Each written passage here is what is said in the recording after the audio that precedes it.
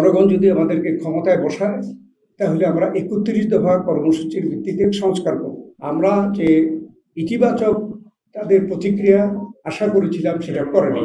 আমাদের দাবি শুধু এই কয়েকদিন না, এটা কিন্তু আগের থেকেই বলছি। কেননা ডিসেম্বরকে আমরা মনে করছি যে নির্বাচনের জন্য উপযুক্ত সময়, সেজন্য আমরা এটা বলেছি। এখনো আমরা সেই কথার মধ্যে আছি।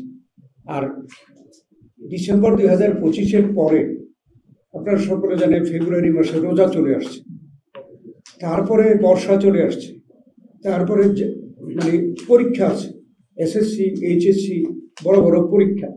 এগুলো কিন্তু সময় নির্বাচনের উপযুক্ত সময় না।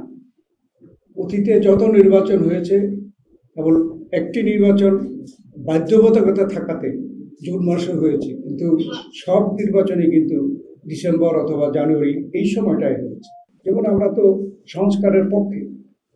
এই সরকার আসার আগেই তো বিএনপি ৩১ দফা সংস্কার প্রস্তাব আপনাদের মাধ্যমে জনগণের সামনে তুলে ধরেছে, এবং এটা আমরা ওয়াদা করেছি যে জনগণ যদি আমাদেরকে ক্ষমতায় বসায় তাহলে আমরা ৩১ দফা কর্মসূচির ভিত্তিতে সংস্কার করব।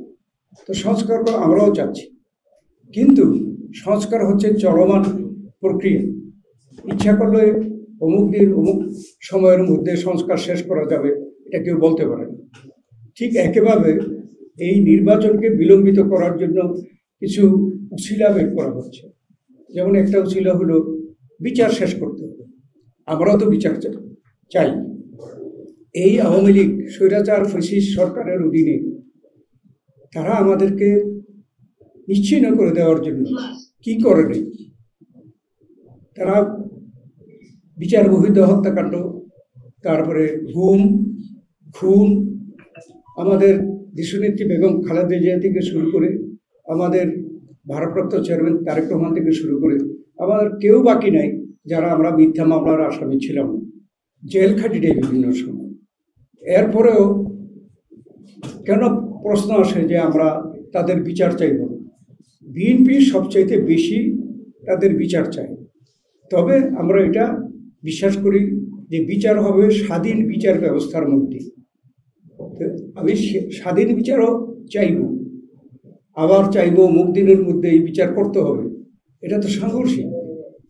সেজন্যে আমরা বলছি এই সংস্কার এবং নির্বাচনের প্রক্রিয়া এবং বিচারের প্রক্রিয়া এটা প্রত্যেকটা আলাদা, এবং সেই জন্য এখানে কোনো সাংঘর্ষিক কিছু নেই। তাই এই তিনটা কাজই একসাথে চলতে পারে এবং সেটা চলা উচিত।